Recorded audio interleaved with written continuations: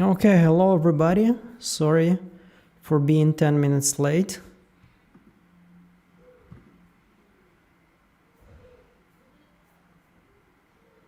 What is going on? Video capture at source.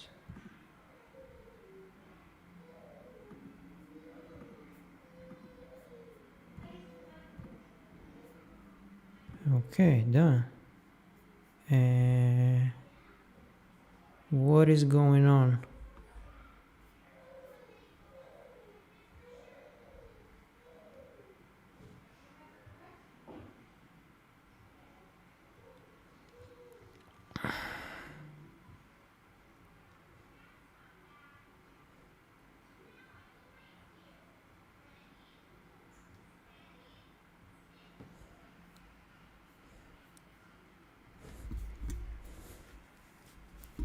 Okay, but you still don't see me.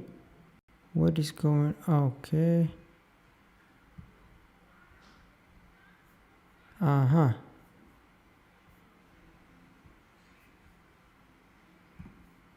Here we go. Hey, purple dark lighter. How are you doing? How are you doing, my friend? If you remember, I See You. That's a nice movie, by the way. If you remember, I'm trying to do something here like every Sunday. I want us to gather together and talk about stuff that is interesting to us. Most of the times it's but the point is basically just to hang out. It's not just, let's talk about dive in from is the from of the from. No, we can talk about almost everything. Like it doesn't have to be even TV shows. It doesn't have to be movies. It's just everything. Now, thank you for asking. I'm also good. Like today is March 8th, and I don't know, it's probably in the United States and English-speaking countries, it's not a very popular day, but in Russian-speaking countries, it's like a very big day. It's an International Women's Day, but it's only usually celebrated in the countries that are having, like, that speak Russian. So yeah, today we just woke up, bought something nice for my significant other, and there is a good chance that Evan, my son, is gonna go sleep. Yeah, Women's Day is gonna go sleep in about half an hour or an hour or so. Fingers crossed. Maybe. And yeah, it means maybe I'm gonna be able to take a bath today, which is nice. And it's not gonna be like I'm dying to sleep already. I'm gonna go to the shower 5 minutes, just not to be, disgusting, and that's it. But maybe like chill. Watch some Pete. I just started to watch it, the HBO TV show. I usually hate hospitals in real life and in TV shows, but it's a good one. It's a good one, yeah. Probably you all heard about this one, but still, if you're looking for something to be engaged, something that this is not a TV show that you watch while you're scrolling your iPhone or phone or whatever. This is the TV show, Pete. So anyway, let me just take care of my hair.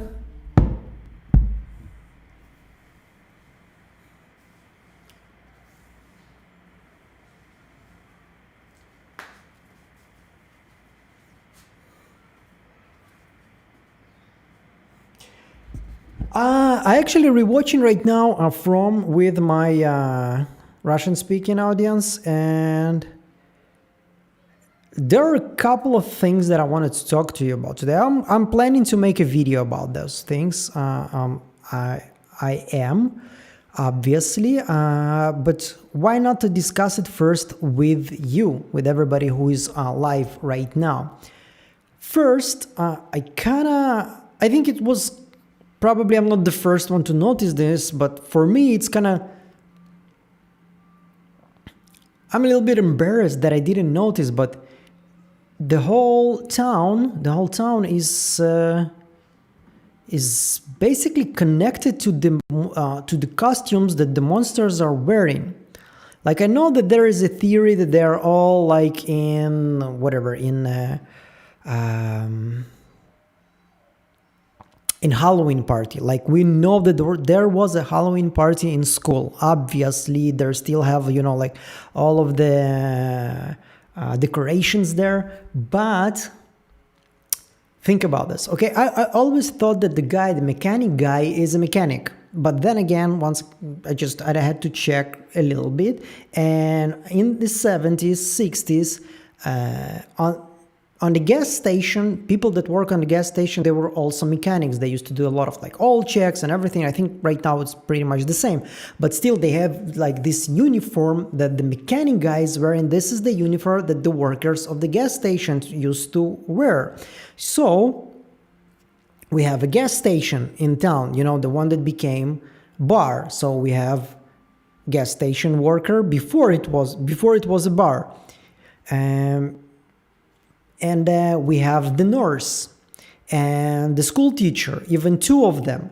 So we have, the high school, and we have teenagers, and we have the elementary/high school. So we have little kids and teenagers, the cheerleader and the guy wearing the Jamestown, whatever it was. Also, we have the cowboy and the milkman, and we have barn. So probably, before everything happened, there was, some kind of cattle there. So you need the milkman to bring milk to everybody, and you need somebody who is a cowboy who's taking care of the cows and the rest of the cattle. What else do we have? We have... what's it? But I cannot really explain the Dracula guy, the one that came to Randall in season 2. And... well, yeah, but still, it's kind of weird to be just a coincidence, right? It kind of feels like the town, the way it used to be before our people made it, like our characters made it the way it is right now. Like the school is now the hospital, and the gas station is now a bar. So I think there is some connection there. I don't know where it brings me, but yeah. So anyway, purple, dark, lighter. Me and my boyfriend also recently started watching The Pier. I'm also not into hospital show, but really like it. Yeah, it's... Noah Haley is a good actor. Like, he needs to get even more projects, but he's good in TV shows. I remember I've seen him it was kind of like low budget TV show when he was fighting aliens, but it was a fun TV show, something to rest, not to be too focused on, but it was fun. It started good, it got worse with every season, but eventually they finished it on a high note. So yeah, not a bad TV show. Pregnantonion. Hi everyone. Hi, and I can see there's a star next to your nickname, so you're one of the sponsors. So thank you so much for being here, and thank you so much for helping my channel. Anyway, the second thing about From that I wanted to discuss with you is... what's his face? Martin, when Boyd is asking him, where are you from? He's saying that he is from, right, let me check, Maryland? I think Maryland. Let me check. I think I even wrote it somewhere. Millbrook. So he's from Millbrook. Now, this town is not really super big history-wise, but then again, it's once again, it's New York. So other than that, there is nothing to be, nothing to notice there. But me, I have to dig a little bit deeper. So in the beginning of season 2, full season trailer, as soon as the trailer is gonna drop, we're gonna watch it and we're gonna analyze that. Of course, it's not gonna drop, I think, today, because they would have put something in Instagram. Probably. No, I don't see anything. Yeah, From season 4 trailer.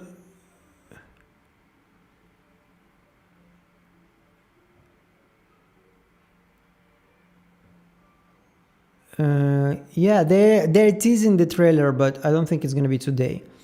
Anyway, so think about this. Millbrook is a small town in New York State, and we also have Jamestown. You know, the uniform that the cheerleaders are wearing, also in New York.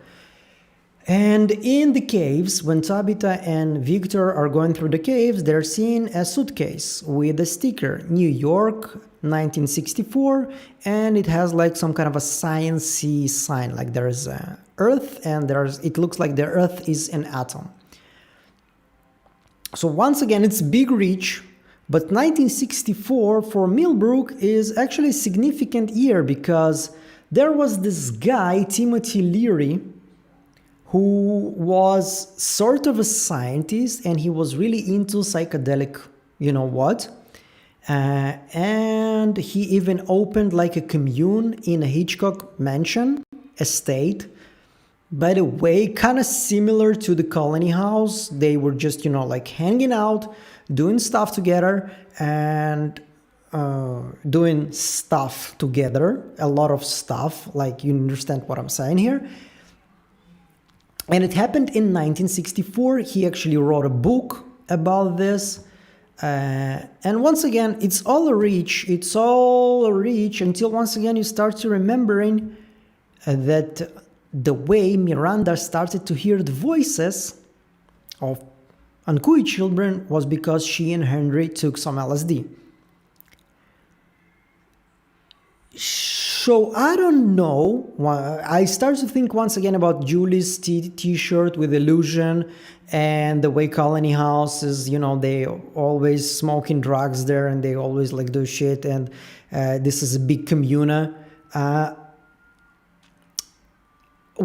don't have any conclusion, but it feels like there is something there. You know what I'm saying? Like, it feels like there's too many dots that are connected somehow. Now, I don't know, and I don't think that this is all an illusion, and this is all some kind of imagination. Hopefully not. And I'm pretty sure, not 100%, but I kind of think I heard the creator saying in an interview, this is not an illusion, this is real, everybody is alive. And since Tabitha woke up in the real world, so they're supposed to be in the real world. Hopefully, I really hope so. But then again, there is something, you know, drugs related in this TV show. And the third thing that I wanted to discuss with you, and feel free to write whatever you want in chat, and I can see that South Laundry Seller 389, good evening chat, and Geekademy, good evening to you too. Hopefully we're gonna spend some nice time together, an hour or so. I don't know how long it's gonna take, but you know, as long as there is a conversation, there are people who want to hang out, sure, why not? Now, the third thing, and this is actually the beginning of season 1, and Ethan is saying to Jim when he's waking up from, you know, from the injury, and he was convulsing there, and when he wakes up, he's like, yeah, I've seen the spider coming down from the ceiling, blah, blah, blah, and I've seen myself, and I've seen Julie, and I've seen you and Mom. So, in season 2, when Boyd is asking Victor, like, what are you drawing? He says, I draw things not to forget them. So they will stay with him. So basically Victor is saying, I draw what I see. But it kind of doesn't work. Once again, because we have a drawing of the crow, of a raven crow, whatever it is, breaking through the window, like it was in season 3. Okay, one can argue that maybe since the story kind of repeats itself in this place, maybe the crow already broke the window when Victor was a little boy and he just doesn't remember this.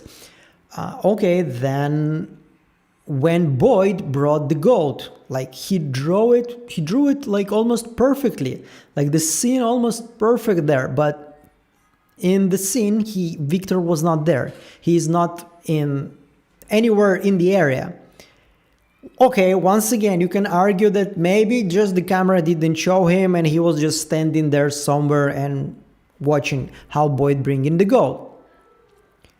Cool, but then how you can explain that there is a drawing of Boyd in the well, like the way it began in season 2? Like there is a drawing in the intro that we can see that there's Boyd and he's somewhere blocked. So yeah, something is not right here. And obviously another thing that is not right there is that Ethan is saying, I see myself and I see Julie on the drawings and I see mom and dad. There is no drawing at this moment of Tabitha and Jim ever. And the drawing of Julie is going to be in episode 3 when Julie is sleeping and Victor is drawing her. And the drawing of Ethan is in the end of season 2 when he drew him not to forget him, like if in case something happens to him. So what was this vision that Ethan was seeing there? It kind of really bugs me. Once again, maybe it's just miscalculation, something that is not connected to anything, but for me, it's I need to make sense of it. Anyway, like the chat is a bit sleepy, so let me know what you think about this.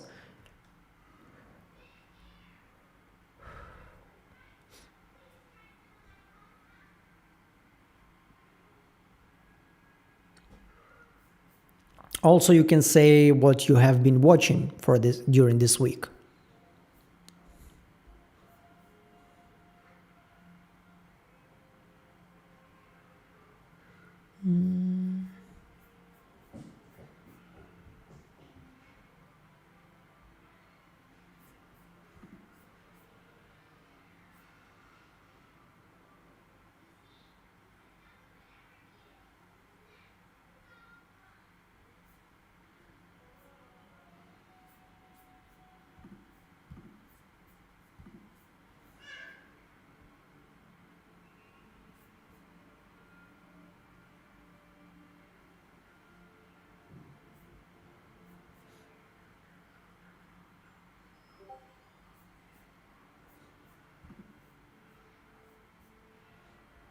That's weird. Debbie, I see your message in Discord that you keep responding in the live chat, but none of my comments are showing up.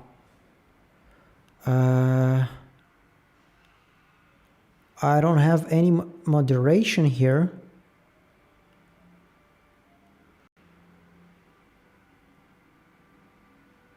Vladimir? What is Vladimir? I never even heard about this.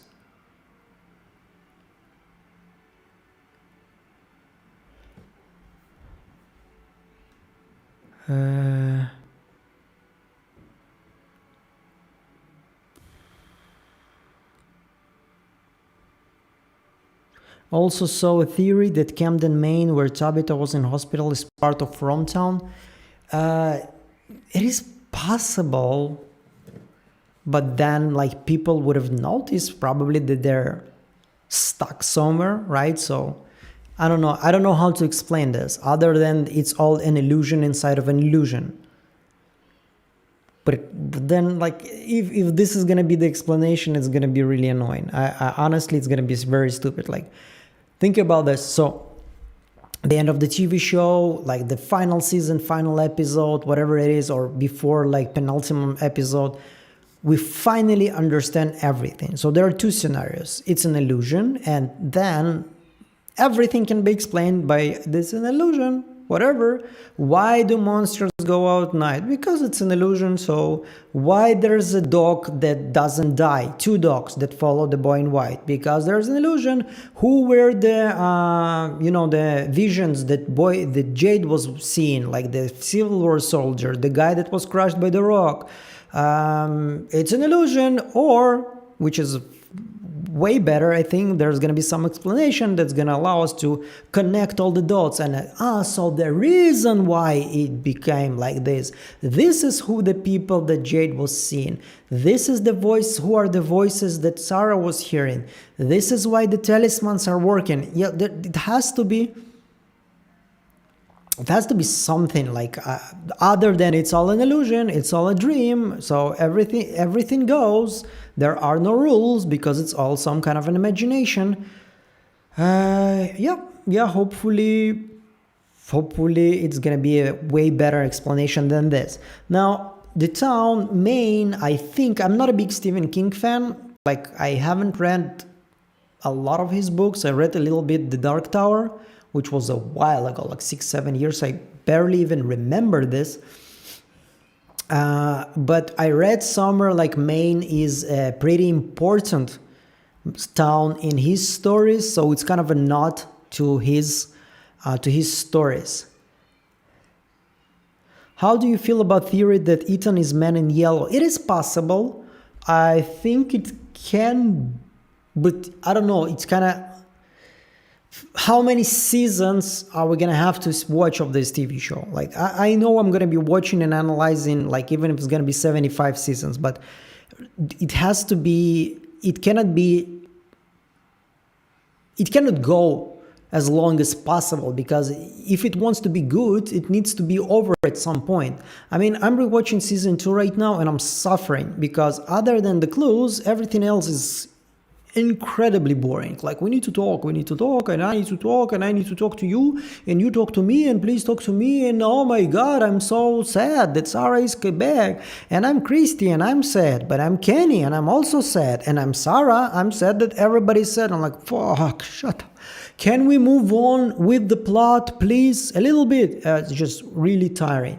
So, if they want a TV show to be engaging and to be remembered as something that is good, they need to wrap it up. Now, in order for them to explain how Ethan, from being a little boy who loves his dad, becomes a Man in Yellow who is super powerful, who went through a lot of shit and decides that it's necessary to kill his dad, and doing things like, what comes next is my favorite part, like if some kind of a maniac, then yeah, we're gonna have to get a lot of explanation. So I don't see this happening. Maybe the boy in white and the man in yellow somehow connected, but then again, it's not the same entity, unless it's a little bit like Dark, when you have Jonas, old Jonas, young Jonas, and old-ish Jonas, grown-up Jonas, and they pretty much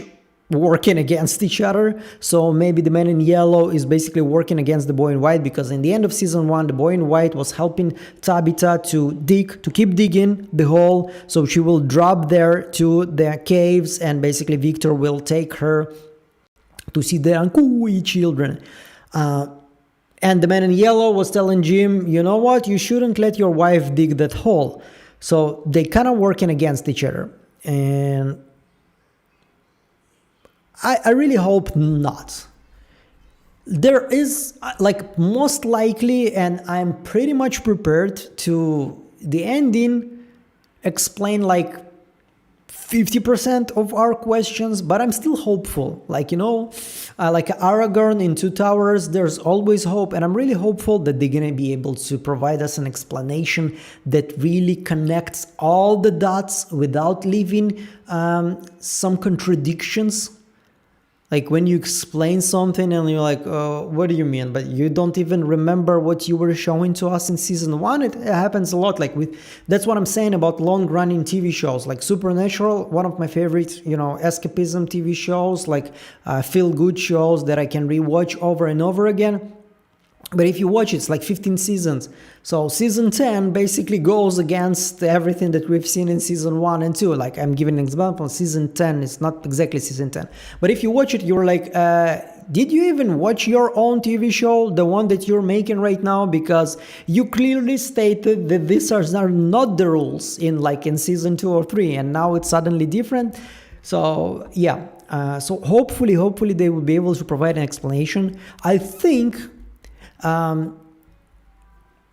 don't know if it's my ego talking here, but in their place, I would gather, I don't know, 2, 3, 4 people that doing deep dives and sign all the NDAs necessary, and I don't know, before the last season, give an explanation, and a focus group.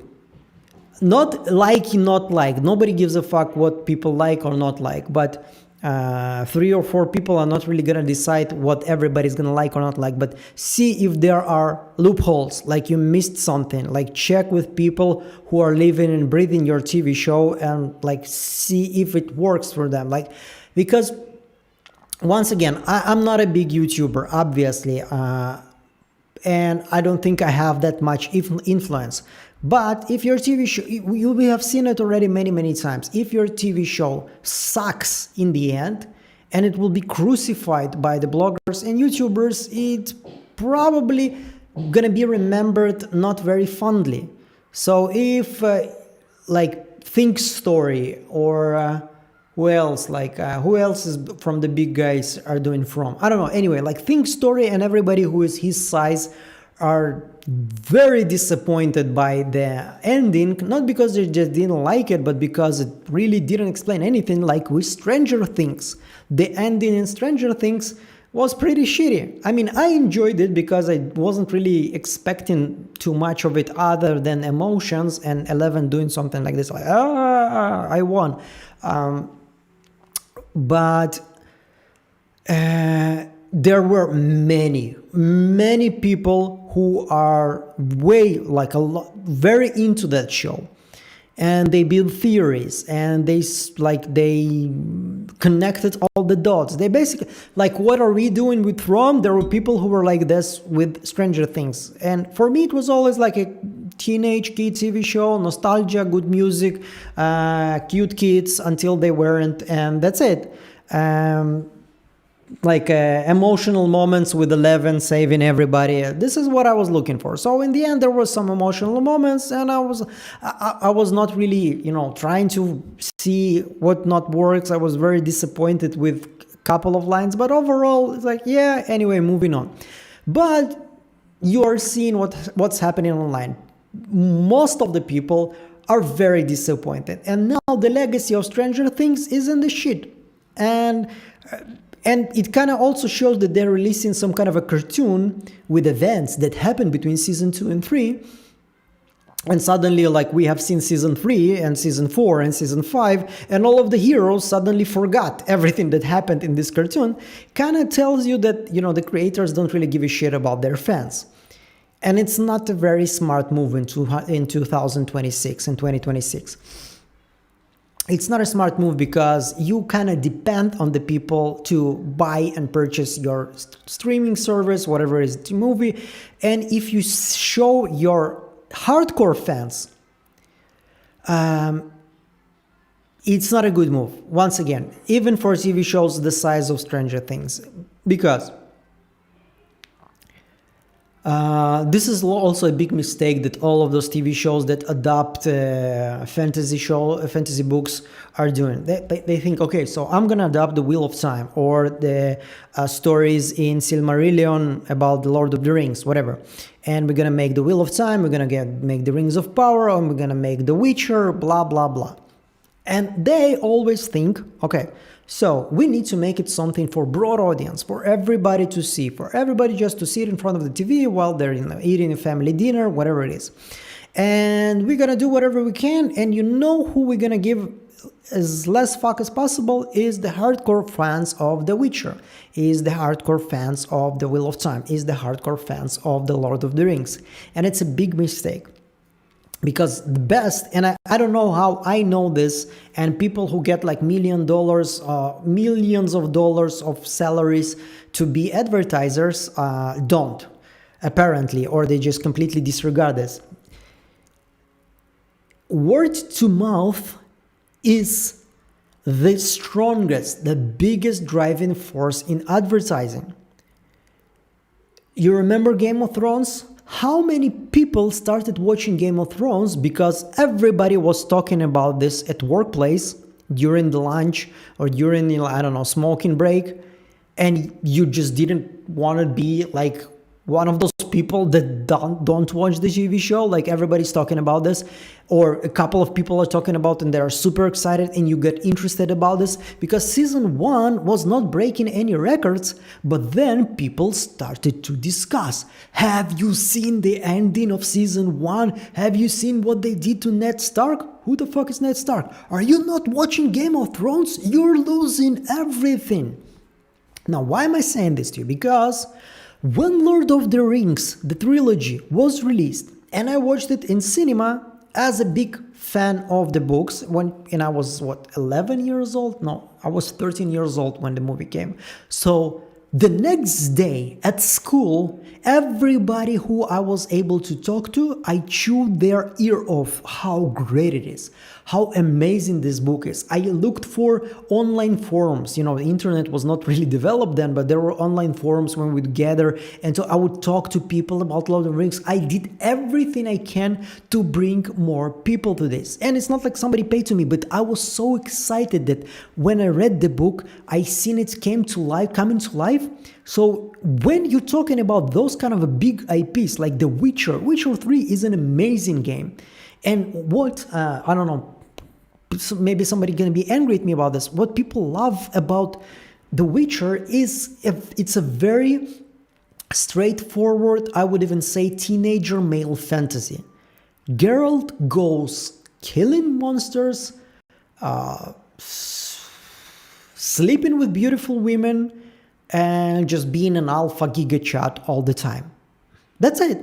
That's the game is about. Yeah, it's an amazing game. It's a big world. It's beautiful, but this is why people felt so strong about Geralt, about The Witcher, because it kind of allowed them to live this fantasy. And when you completely disregard this in your adaptation, and nobody gives a fuck about the books, they're not really good anyway. The first two books are kind of cool.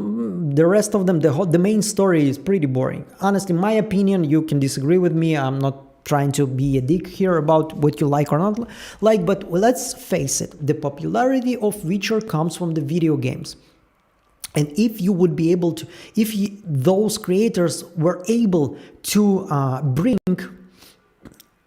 the same excitement to show the audience, the hardcore audience, how good it is, the hardcore fans would bring the rest, okay?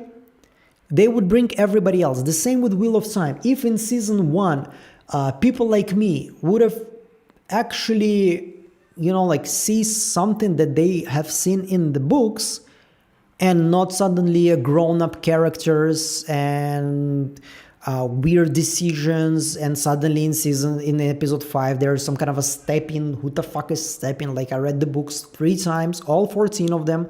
I love the books.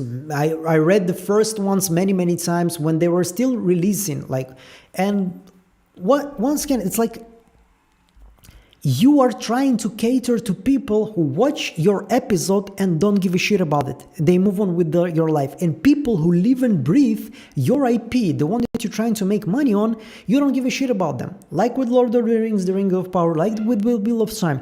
Do something and those are huge IPs. There are a lot, thousands, hundreds of thousands of hardcore fans of the Wheel of Time. If you're gonna show them what they want, they will turn the world for you. They will advertise your TV show in every corner. And it's not like the normies are not gonna tune in too. But if you're gonna hit the hardcore fans, you're gonna hit the rest. This is how it works.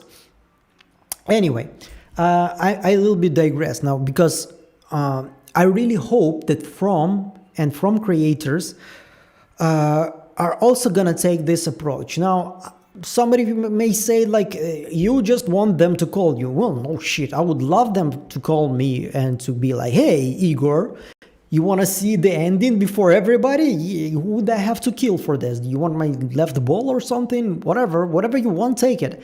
But even if not, and they would do something like this, I would still be happy, because it means they are doing some kind of stress-proofing their own ideas and their own explanations. And if their explanation sucks, maybe there's somebody else who's going to be able to tell them this. So I'm also on season 2. I really hope. Hi everyone, I'm with Alice. Hi, I'm watching From last week. I'm also rewatching From right now. Okay, Looking back, the people in Maine seemed off to me. Yeah, but the whole town is pretty much right. Like, I don't know if it's really Camden, Maine, but I remember I was looking for stores that are that you can see that Tabitha is going through, and it's like it's real stores, so it's a real place. It's not like some kind of a location. Doesn't make sense to me that Ethan's the man in yellow. Not neither to me. I'm also on season 2 and I agree it's boring season except the last episode. Episode 6 is also good, but the ending of episode 6 I really like the drive that when Elgin is taking Ellis and Fatima there to the hospital, like the way it was filmed. I really enjoyed it. Supernatural is my all-time favorite show. I started to watch it in season 2 and then 14 years. So this is insane to me that I started to watch this TV show. I was a 17 or 18-year-old kid, basically child. And when I finished watching this, I was 32, which is insane to me. If we look at Ethan and as we look at Damien in the 70s movie Omi, it may be easier for us to see Ethan as the man in yellow, if he truly is. I don't think he is. If he is, they're gonna have to make just a couple of seasons explaining this transformation. Late, but here now. It's okay, Janine. Thank you so much for coming. It's nice when people come live, but there is a recording after that, so whatever.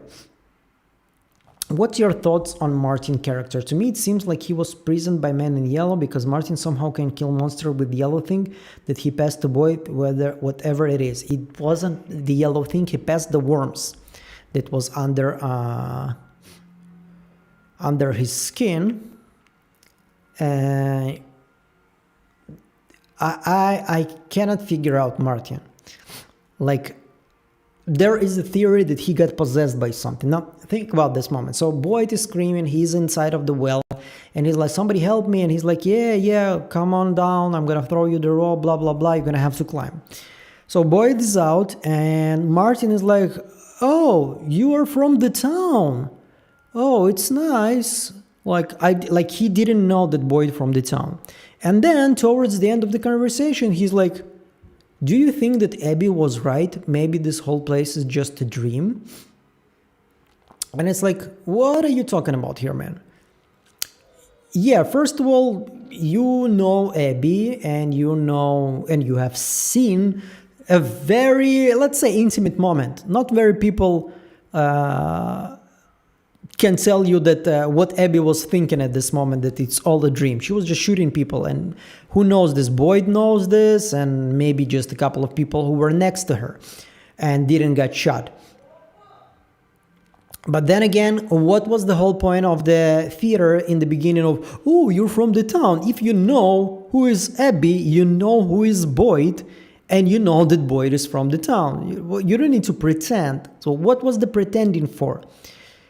And so yeah, somebody told me maybe he got possessed, like as soon as the music started to play, or maybe like as soon as it was over, the music was over, he got possessed by some power, and this is why he attacked Boyd and transferred the worms. But I don't know, it's hard for me to imagine this. Like,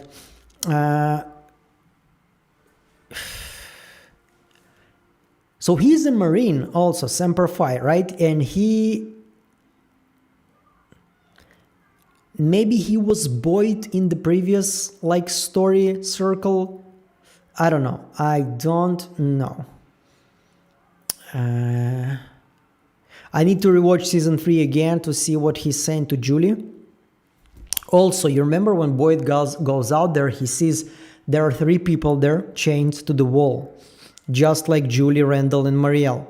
One of them is a complete skeleton, and the other one looked like he is burnt, like he is ashes, which is also kind of weird, right? So when Randall, Marielle, and Julie were, locked there with the chains, they were chained to the walls there. They were just tortured. So who torched them at some point, like put them all on fire? This is very weird. Like, anyway, Debbie is writing here. Well, sadly, all of the monsters are dressed exactly as the characters on Victor's childhood old-made card game, so everything in that place is probably a manifestation of his dreams. I don't think so. Once again, they were trapped in this town. Miranda saw the visions of Ankui children because she took LSD. Victor didn't know anything about this place at this point, and suddenly she started to have those visions. And they drove and they saw the tree and they got into Fromville somehow. So yeah, I don't see Victor being like manifesting his imagination to this place. I tried watching Game of Thrones but never got into it. Oh, well, once again, it's like everybody have their own cup of tea. So it's a good TV show. But you know what? After the way they finished it, I cannot say that you're losing that much. I mean, I watched it once and I'm not gonna rewatch it again.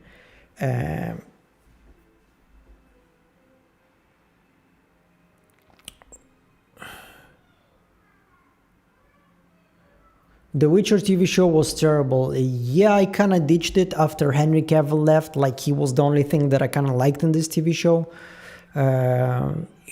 Once again, you can see when somebody is doing something from their soul. Like, it's not only to get a paycheck, but like he is really into this. And this is why I really want to get into Warhammer 40K, whatever it is. First of all, because I really appreciate Henry Cavill, the way he's like, the way he's putting himself to the world, like this buffed, geeky guy, and the way he's into things. Like, there is an interview with him, and the interviewer says to him, like, what do you say to all the haters? Like, everybody who's criticizing your TV show is suddenly a hater. And he's saying, like, sometimes this comes from passion. I don't see it, this is something that comes from hate. It comes from passion, because people love those IPs, and when somebody disrespects it, yeah, this will draw some kind of hate. Like, if you're gonna make a serious TV show about the, Aragorn, I don't know, like betraying Arwen and sleeping with Galadriel, and you make it like a Euphoria kind of style TV show, people are gonna be angry, and it's okay.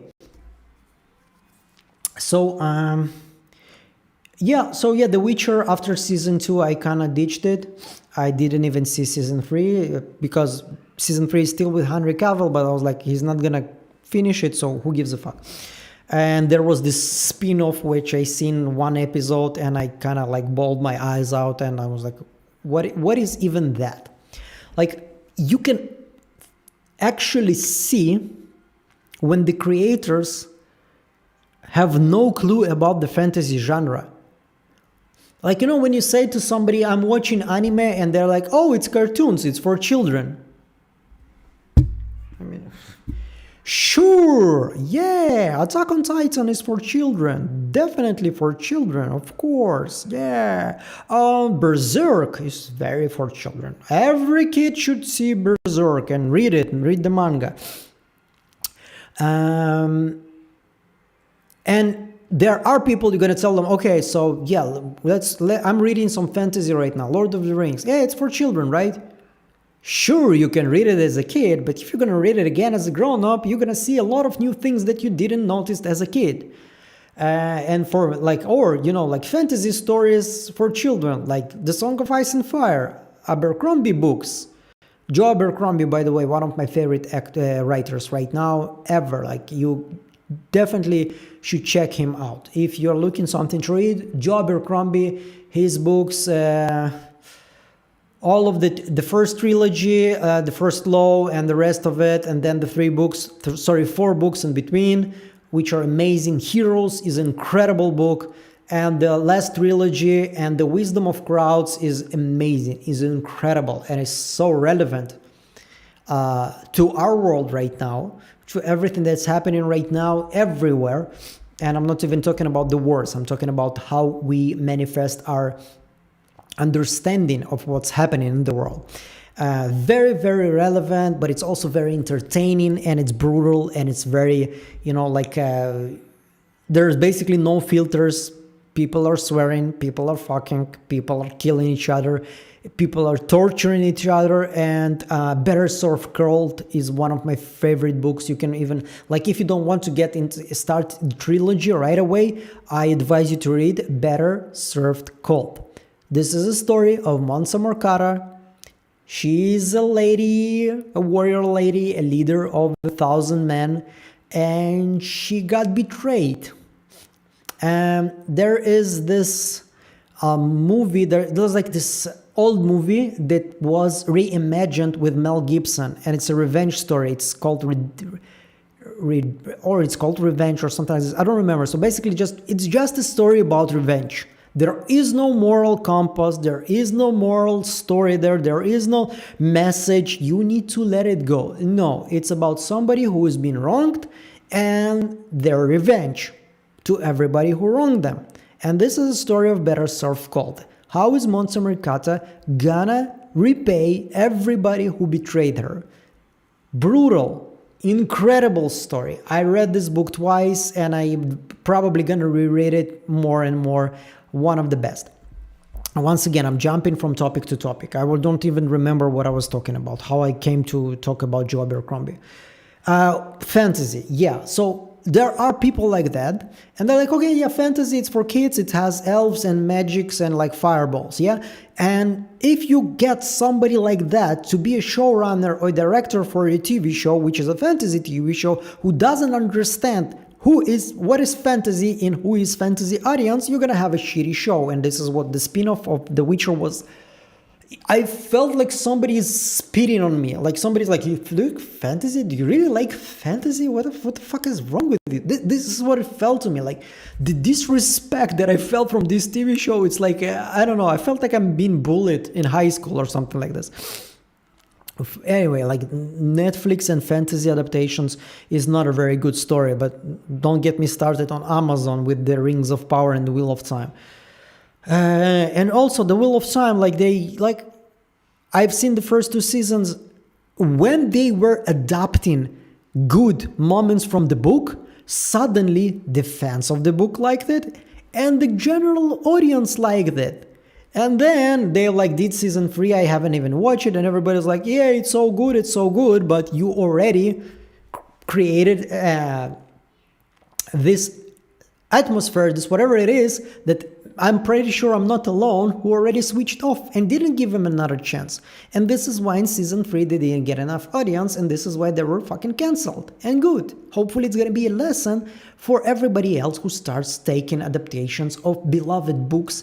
Is first of all, once again, there is an interview with Peter Jackson, from 20 years ago, whatever it is, when they were interviewing him about Lord of the Rings. He said it was important for us not to put our message there.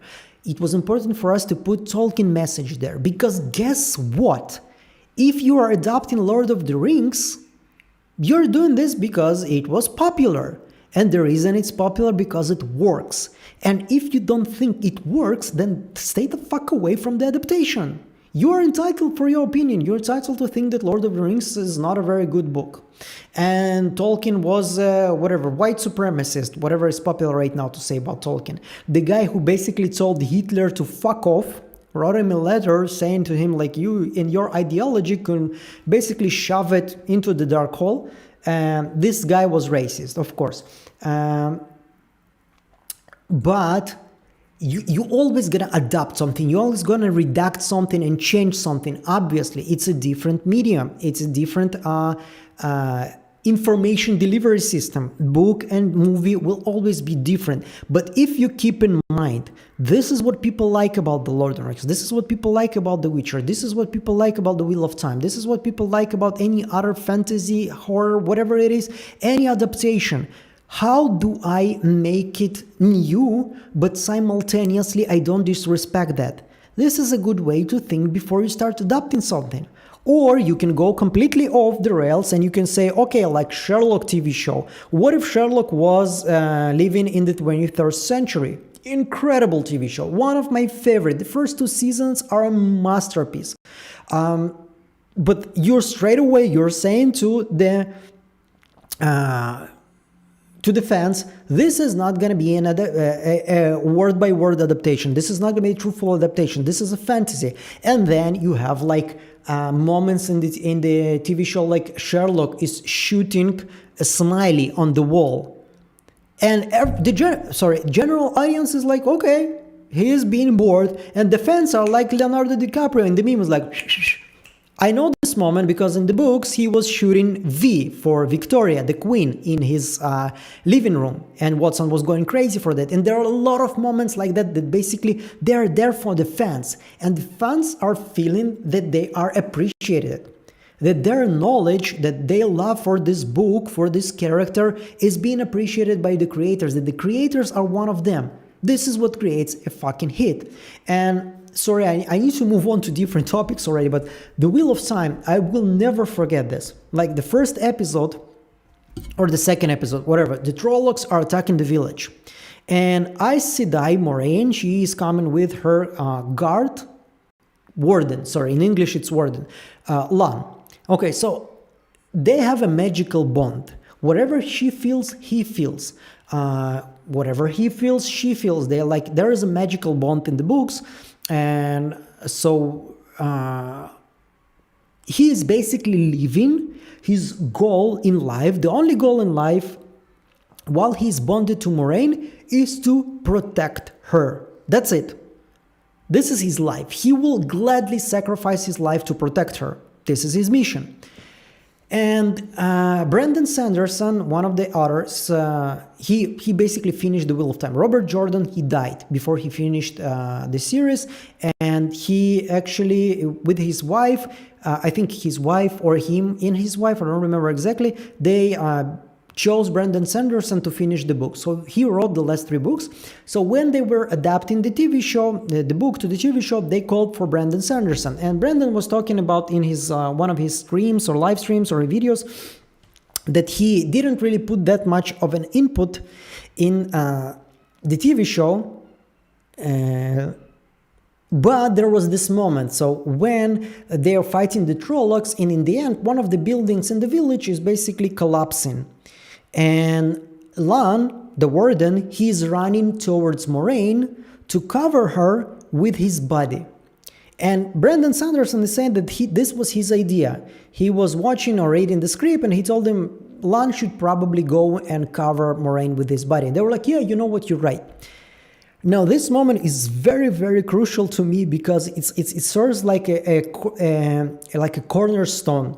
Every time there is a creator who says, I'm a big fan of whatever I'm going to adapt right now, most of the times I call bullshit, because Rafe Judkins, the guy who was adapting Wheel of Time, he was like, I'm such a big fan. I'm reading this book so many times. I'm like, I read this, the Aes Sedai, I loved it so much. And we actually have Sarah Nakamura, some kind of a bitch. And I have a lot of reason to call her bitch because she's a bitch. And she read the books 14 times, and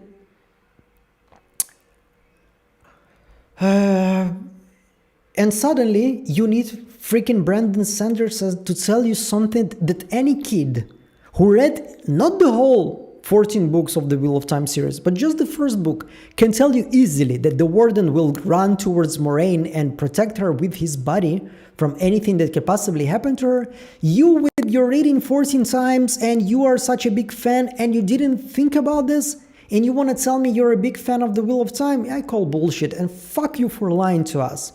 Now, regarding Sarah Nakamura and why I'm so harsh to her, well, I was interviewing this girl. She was like just an extra on the Wheel of Time set. And she basically talked to me, and she sent me some images, which she wasn't allowed to do, obviously. I don't remember, and it kind of got out. And she was fired from the TV show, obviously. And she was, they threatened her, like whatever. I took off everything. Of course, I didn't want her to be in this situation, but she experienced a very horrible situation there, which was bad enough.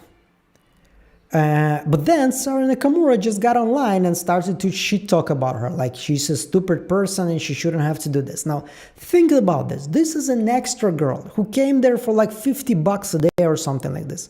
The level of power and influence she has on a set is nothing.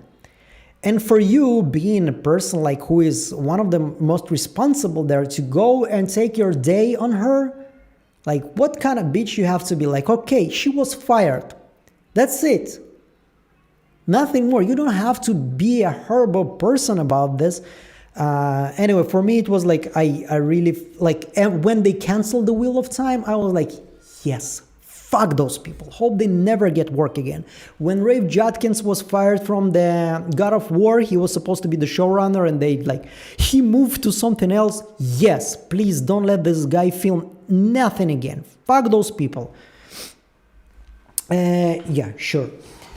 Okay, let's come back to chat. So lately Boyd killed one of them with this yellow liquid. And one more thing, who helped Boyd to meet with Martin? Boyd and White, that confirming that we have two sides here, Man in Yellow versus Kid in White. I don't think the Man in Yellow somehow related to the whole Martin scenario. Like, I don't think he isn't, but we haven't seen any hints. Like, Boyd and White, obviously he sent Boyd to the tree. He told Sarah to go there, so Boyd went there. And Boyd and White, it feels like at least he knows where the tree is going to take anybody. He knew that it's going to take Victor to the caves, so he knows something. But the Man in Yellow, we don't have any clues that he's somehow related to this situation. It may be possible, but yeah. I agree with Henry K. What Henry K. wrote, I don't know. Maybe I read. Anyway, we also stopped watching The Witcher after season 2. Yeah, can repeat the books. I don't understand the question. If you want me to answer this, please try to explain it. I need remake of From where all people are from post-Soviet instead of Americans. That will be hella fun. Yeah, sure. They making For All Mankind like a spin-off in Soviet Union, so why not do some From style? Anyway, you know that there are a lot of TV shows that Russians are doing, like they're buying IPs, not only from United States, now from United States probably way less, if not non-existent, but I know there was this, they got some Israeli TV show, there was this famous Israeli show Ramzor, and they made it, the adaptation of it, like this is a comedy show. So yeah, maybe we're gonna see some From in Belarus or something like this. I think it will be fun. I hope, and I'm pretty sure, like I'm 99% sure there's gonna be some spin-offs on From. I don't want to be prequels. Please, for the love of God, stop with the fucking prequels. I can watch prequels, I can enjoy prequels, but I will never enjoy them as a sequel or as an original story. Because in prequel, you know what's gonna be after that. Like, I love the Star Wars trilogy, the first one. I actually do. I don't even care about Jar Jar Binks too much. I love the sword fight. It's Hayden Christensen is not a very good actor in those, but okay, he is kind of like he's a nice guy, so whatever, like it feels like he's a nice guy, at least as you can see right now. And The Revenge of the Sith is an amazing movie, and Yoda is complete badass there.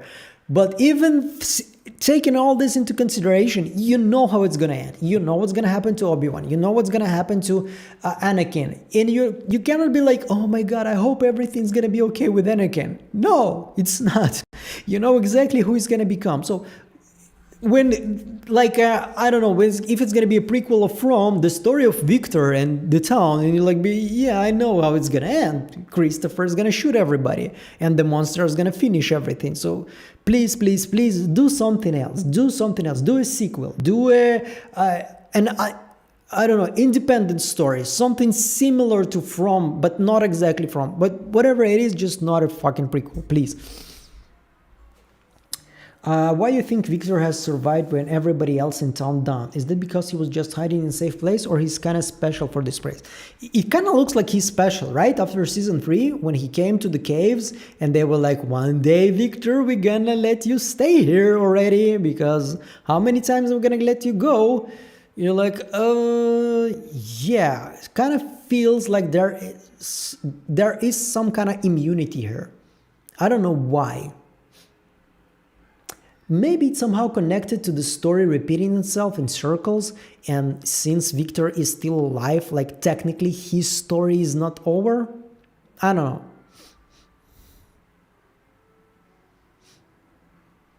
Who affected the light? Maybe Jim? Once again, I don't understand the question. What do you mean affected the light? The electricity problems? No, the electricity problems, they are starting usually when there is a lighthouse.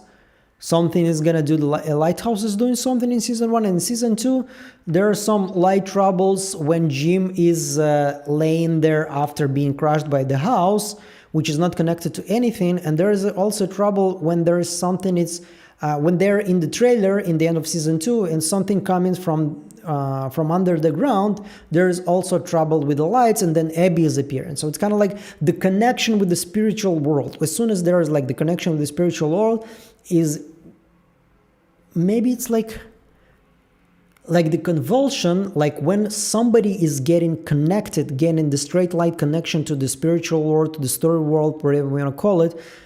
This channel is being opened, they are starting to convulse, and maybe when it's happening in a wide area, there is some troubles with electricity.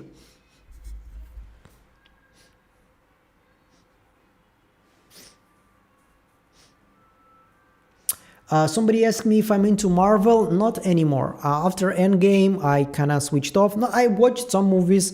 I watched the last Spider-Man. I watched the second Doctor Strange. I don't remember anything from it.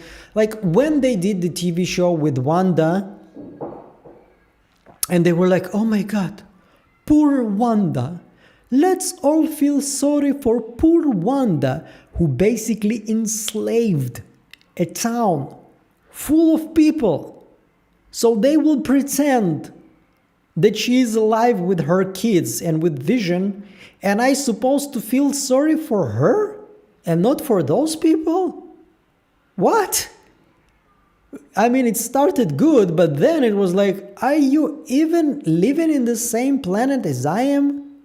In what world she is anyhow justified? Yeah, losing kids you never had is very sad, by the way, of course.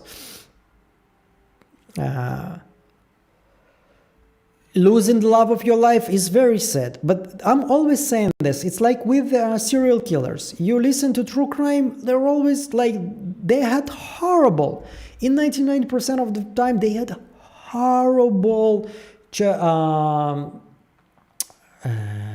do you say it? Horrible life as kids, horrible, tortured by their parents, by their peers in school, being bullied. You know what? I've been bullied in school. Doesn't make me a serial killer. Of course, I wasn't being like horribly bullied, but I was. And there are a lot of kids who were way more horribly bullied than those serial killers, and they didn't become one. There are a lot of kids, unfortunately, that grew up with abusive parents. A lot of them, actually most of them, grew out to be normal people, like way better than their parents. Now, I'm not saying I don't feel sorry for a kid that's been abused by their parents. I think if they're a parent there that can abuse their child, they should be, you know what they should be. They should be, and that's it. I'm not into death penalty, but sometimes it's like just,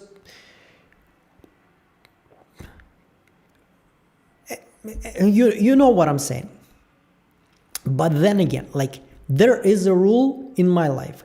As soon as you start hurting innocent people, I don't give a shit about your life story. That's it. You lost the privilege of me caring about this. You want to be Ted Bundy, whatever it is, you want us to kill young women. As soon as you start doing this, I don't give a fuck about what happened to you when you were a child. As soon as you started torturing psychologically a full town of people, like Wanda did, I don't give a shit that you lost vision. I don't care. You should be put down. You should be whatever it is. And like after that in Doctor Strange, she suddenly, oh, she's so sad. She lost two children that she imagined. Now she's gonna kill everybody. I'm definitely on her side. And this is when I felt like my moral compass and the moral compass of Marvel creators is very different. So at some point I switched off already. But Russo brothers, and actually, like even what Joss Whedon did with Avengers, it's a great entertainment. Winter Soldier and the Civil War, Captain America, one of my favorite movies. Endgame, Infinity War, Thor arriving to Wakanda, one of the most hyped moments for me. I was like not being able to sit in my seat, in my chair when I was watching. I watched it twice in cinema and I watched Endgame twice. On your left, this moment, I'm saying to you right now and I have chills in my body. Love it, but I think they kind of, with the TV shows, 100 TV shows, and they did the same stupid shit like the last Star Wars. They started to disrespect characters. Oh, Iron Man, he's just rich, and he's a white guy, and he's privileged white guy. Yeah, and he built an Iron Man suit in a cave in Afghanistan without anything, without any of his resources. And if you already forgot, the third Iron Man, when he said, if you're nothing without your suit, you don't need to have it. You're not a hero without your suit. So I don't understand why they doing this, why they decided to make Luke Skywalker a moron, why they wanted to kill Han Solo. Of course, Harrison Ford didn't want to make 3 movies and he just wanted to get a paycheck, and I love Harrison Ford, but still, okay, you don't want to be there, don't make a movie about him, whatever it is. You cannot do shit like this, you cannot disrespect the characters people grew up on. Once again, you're gonna make a sequel about Lord of the Rings, you cannot make Aragorn being a senile grandpa, peeing his pants or something like this. People are gonna be angry about this. And since there are a lot of people who love your IP, a lot of people are gonna be angry. So this is my take on Marvel. Yeah, I'm gonna watch the late one, the Doomsday, when they brought Robert Downey Jr. But then again, I'm probably gonna enjoy it, but it's not like the same expectation and the level of hype like it was in the beginning. Like it was, oh my god, it's so good. Nah. Okay, well, I think Who Affected Light? We have not seen that Christopher too, but he's definitely dead. Eloise, I'm gonna be very surprised if she's not gonna pop at some point. They kind of preparing us for Eloise to be alive. She's probably a little bit crazy, running in the woods or something like this, but she's gonna be alive.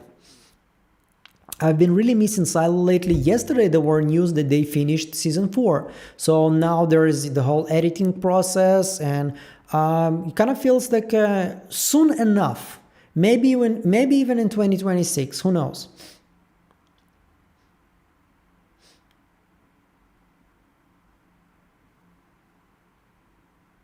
Well, he wasn't. Yoda is asshole. He knew the prophecy that doubt would turn someone evil, and he was only one doubting Anakin. I don't know what you're talking about. Everybody was doubting Anakin.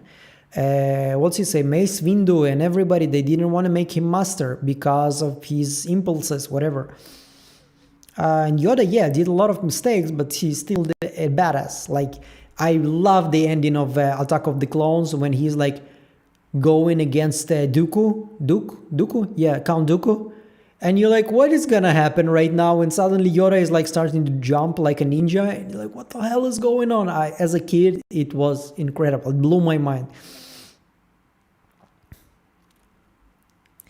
Did you watch Wonder Man? No, but I heard good things about it. Just time. I heard that it's actually good, and I should definitely check it out. You don't have to watch every TV show to understand what's going on there. So hopefully, yeah, hopefully it's very good. Hopefully I'm gonna have some time to actually check it out. If we have characters like Victor who lived many years in town without using stone, then it's getting really suspicious. Are monsters really afraid of stones, or they just make people believe in what? Yeah, there is a theory like this. But once again, in season 1, episode 1, when they kill Megan and her mother, they throw the talisman on the floor. So it kind of makes me think that it kind of affects them. But there is a big question, like a lot of people in town, they know exactly the talismans work. Now, let's imagine, let's put our imagination caps right now and imagine the situation. So Boyd comes back to town with a bag full of talismans, and he assumes that they are the reason why the monsters didn't attack him in the cave. And the cave was not really closed with the door, it was just, covered with some kind of like leaves and I don't know, some tree like shit. And he comes back and he tells, okay guys, this is the talisman, it's probably gonna protect us. And everybody's like, yeah, of course, yeah, okay, yeah, let's start living in the houses and put the talismans on the wall. Why on the wall? Maybe you should put it on the chair. It was inside of the wall there in the caves, but how do you know it's not gonna work when you just put it on the ground? And everybody in town knows that you need to put it on the wall, and if it's not on the wall, I need to know how they came to this information. They were like, what, suddenly... And you know what I'm saying? Like, you understand what I'm saying here? Like, what were the situations when they were confirmed that you need to put it on the wall, otherwise it's not gonna work? How many people died in the tests? Yeah.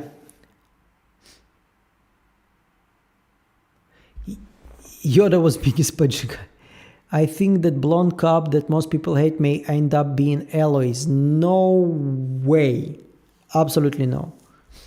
Unless... No, I mean, no. Eloise is supposed to be Victor's age. And what's her name? Acosta, she's like 20-something. And Victor is getting close to 50. 50-something, like, so he's been stuck there for 40 years. He was 13, so he's 53. And Acosta is 20-something. Doesn't really work. Wonder Man was great and not related to the other Marvel shows, movies. I think I'm gonna watch The Pit, finish The Pit, I'm gonna check the Wonder Man. If you're advising, it's probably good. Monsters are not afraid of stones, it's like antivirus against magic. I don't know. Hopefully season 4 we're gonna give us some answers, and maybe even some... not necessarily answers, maybe even something that will allow us to come to conclusions ourselves, which I will appreciate even more. If they're gonna say, this guy that was crushed by the boulder, he's actually, what's his face? But they can say like, or they can show some kind of a book or some kind of an image, and we're gonna find that in the image, this is the guy. That was crushed by the boulder, and we're gonna know, oh, so this is the guy, he used to live in this place in the 1970, whatever. For me, it will be way more fun when they, instead of them just saying directly to us. Anyway, Amanda Costa was Eloise in a previous life, but maybe it's someone else we haven't seen. Nah. I mean, we have time travel here and the story walking, so everything is possible already. But I really hope they're gonna keep it as grounded as possible. And, like 3 seasons were basically putting a lot of dots. And I hope that season 4 and onward are gonna make more connection, and let's talk about this, and I wanna talk about this, and you wanna talk about this, and let's talk about this. I mean, obviously they're gonna talk and they're gonna care about things, and Mariel is gonna be sad, and Christy is gonna be sad because Mariel is sad, and Kenny is gonna be sad because everybody likes when Kenny is sad for some reason. So everything's gonna, but every episode should give us something, hopefully. Anyway, I'm hungry as fuck, and my son is asleep, so it's midnight. And life begins. So now we can watch some TV shows, we can We can be with my lovely wife together and be just us, not necessarily mother, father. And we love this. We love being mom and dad, but we also love being ourselves a little bit during the day. So yeah, I'm gonna switch off. And thanks everybody who came. We are 23 people. Almost the same as the last time, I think. Maybe a little less, maybe a little more. Spread the word. I think it's fun. I don't know if you're enjoying, if you're not enjoying, but if you are, spread the word. Like every Sunday, this is the time. We're gonna get together and we're gonna talk about something. We're gonna spend some time together, and I think it's a good tradition for my channel and for us. So yeah, the more the merrier. The more questions, the more conversations, the more ideas. And I had a lot of fun talking to you, and hopefully you too. But if not, let me know. I'm open to criticism always. Anyway, hopefully tomorrow's gonna be a video. Hopefully. I need to start making videos already. Yeah, it's March already. We're almost there. We're almost with season 4, and I'm still not releasing anything. And I need to start pumping videos because, like all of those 3 ideas that I talked about in the beginning of the live stream, I want to make videos about them.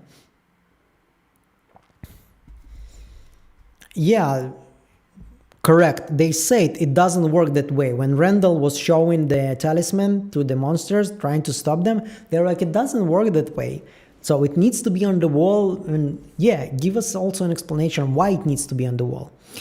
Anyway, have a good day, have a good evening or good night, depends where you're watching from, and see you in the videos during the week, and see you next week Sunday during Sunday Night Diner. I'm gonna have something to talk about. Hopefully